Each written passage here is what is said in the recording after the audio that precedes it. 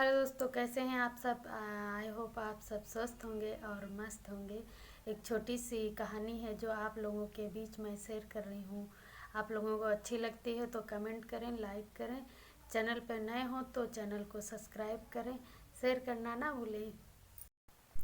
उफ पापा, अभी राधा ने पोछा लगाया था, आपने तो पूरे घर में चप्पलों से पैर बना दिए। आप बच्चे तो नहीं हैं, बड़े हैं, समझदार हैं, आपको समझना चाहिए। तभी ससुर सोचता रह गया, पुलिस की नौकरी में कैसे हजारों मुजरिम मेरी आवाज़ सुनकर कांपते रह जाते थे, पर आज मेरे घर में मेरी ये इज्जत। तभी पत्नी ने सोफा पे बिठाया अपने पति को और वह कहने लगी, बहू थोड़ा तेज है, पर जैसा आप सोच रहे हैं उस तरीके की नहीं है, और वो बहुत ही नर्म दिल की है। तभी अनिल जी की आंखें जैसे पत्नी से कुछ पूछ रही हूँ कि सच में क्या ऐसी ही है। तभी अनिल जी के चेहरे पर मुस्कान तो आई, लेकिन आंखों में नर्मता थी और वह सोचने लगे कि अपने घर को कैसे मैंने सजाया और बनाया है। एक एक तिनका जोड़कर इसको मैंने संवारा है, और सोचा था रिटायर के बाद में हम पति पत्नी दोनों आराम से बैठ के यहाँ पे मौज करेंगे, पर यहाँ तो अपने ही घर में इतना कुछ सुनने को मिल रहा है। सोच रहे थे अनिल जी। बाहर बरामदे में ठंडियों के दिन में झूले पे हम पति पत्नी बैठकर आराम से आग सेकेंगे और भुनी हुई मूंगफलियों का मज़ा लेंगे। यहाँ पर तो घर से मेरी दुनिया रूम तक ही रह गई है। बाहर निकलने पे कुछ इतना सुनने को मिल रहा है। सोफे पर बैठे पति यही सब सोच रहे थे।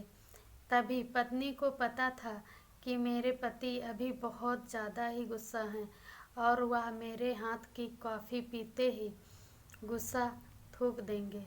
इसलिए पत्नी किचन में जाकर सुंदर सी कॉफ़ी बनाई और कॉफ़ी बनाकर आई, हाथ में हाथ पकड़ा और बोली, ये आपकी पसंदीदा कॉफ़ी है।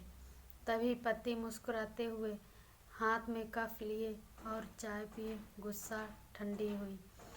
पत्नी भी क्या करती, पत्नी और बेटा सुमेश के बीच में फंसी हुई और सारे फर्ज निभाते हुए कुछ ना कर सकती थी।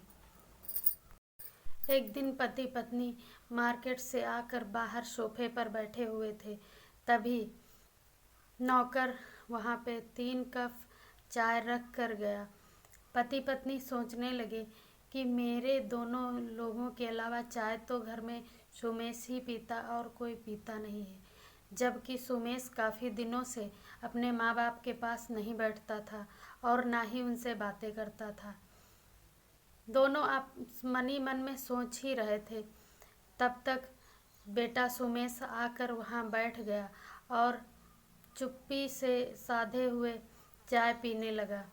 आज उसके मन में अजीब सी चुप्पी थी और सहमा सा हुआ बैठा था, क्योंकि कभी वो छोटा हुआ करता था तब उसकी बातें उसके पिता से कहने के लिए कम पड़ जाती थी, और वो जब तक बातें करता था अपने पिता से, जब तक वह सो नहीं जाता था।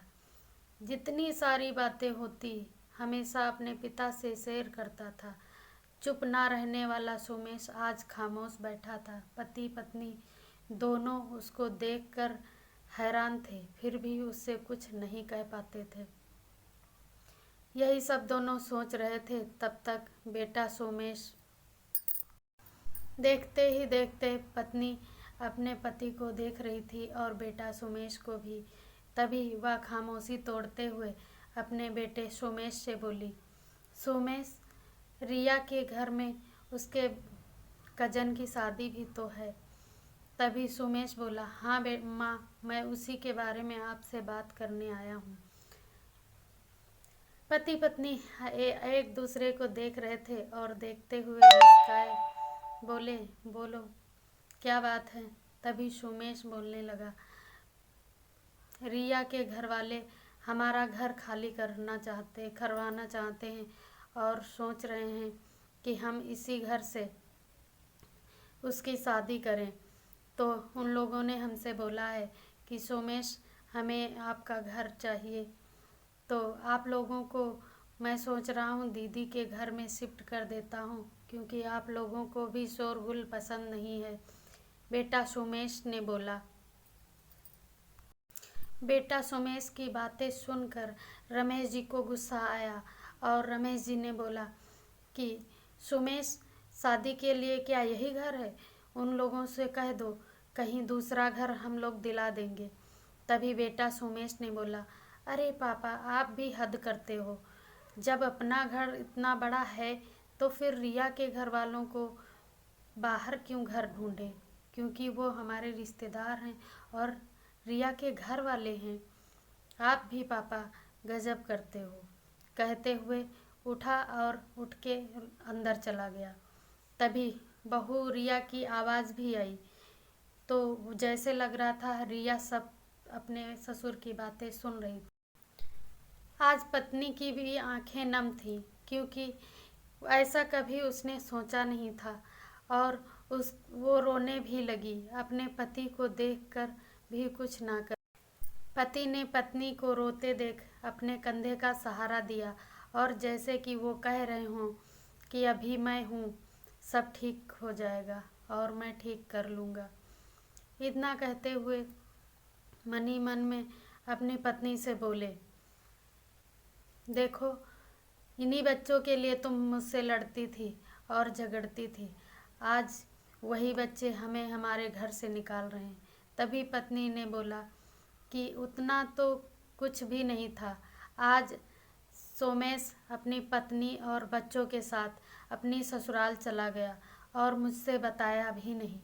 तभी पति मुस्कुराया और मुस्कुराते हुए घर के अंदर चला गया। कुछ दिनों के बाद बेटा सोमेश अपनी ससुराल से घर वापस आया। तभी घर पर देखा ताला। बेटा सोमेश ताला लगा देख चौंक गया था।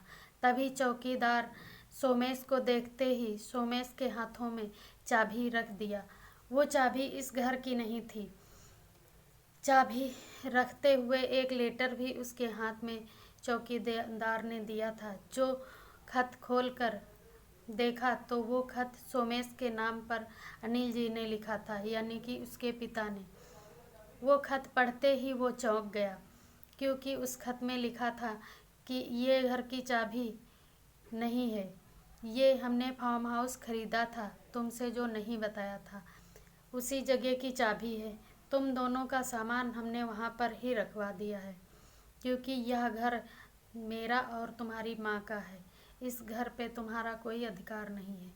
अगर घर अच्छा लगे तो रह जाना, ना अच्छा लगे तो फिर अपने आप से खरीद लेना। हम लोग बनारस जा रहे हैं 1 महीने के लिए। ये सारी बातें हमने अपनी बेटी को बता दिया है। हमारे फैसले से हमारी बेटी को कोई तकलीफ़ नहीं है। ऐसे ही हमें उम्मीद है कि हमारे फैसले से तुम्हें भी कोई तकलीफ़ नहीं होनी चाहिए।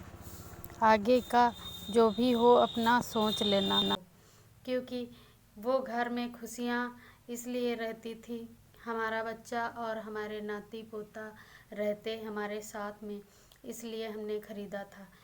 आज तुम्हारी माँ की आँखों में आंसू हैं। मैंने ये कभी नहीं सोचा था। मैंने सोचा था इस घर में खुशियाँ आएंगी, हमारा परिवार हमारे साथ रहेगा। अभी तक मैं इसलिए आपकी बातें सुन रहा था क्योंकि तुम्हारी माँ खुश थी। अब तुम्हारी माँ के आँखों में आंसू देखकर मैं ये सब बर्दाश्त नहीं कर सकता, क्योंकि हम अपनी नौकरी करते समय अपनी बीवी को बहुत कष्ट दिए हैं और अब नहीं दे सकते। अगर तुम्हें पसंद आता है तो रह जाना। ये घर हमारे ना रहने पर वृद्ध आश्रम वालों को मिलेगा, क्योंकि मैं सब लिख के जाऊंगा और ये इस घर में ना तुम्हारा अधिकार रहेगा और ना ही तुम्हारी बहन का, किसी का भी अधिकार नहीं रहेगा। हम दोनों जब तक रहेंगे तभी तक ये हमारा। खत खत्म होते ही सोमेश के आंखों में आंसू थे। पता नहीं आंसू पछतावे के थे या फिर पुरानी जायदाद पुश्तैनी इसकी वजह से, या फिर पिता और माता को खोने के दुख के। इस कहानी से आपको क्या सीख मिलती है, आप लोग कमेंट कर ज़रूर बताएं। हमारी वीडियो अच्छी लगती हो तो कल वीडियो को लाइक करें, चैनल पर नए हो तो सब्सक्राइब करना ना भूलें, वीडियो अच्छी लगे तो शेयर करना ना भूलें। Thanks for watching.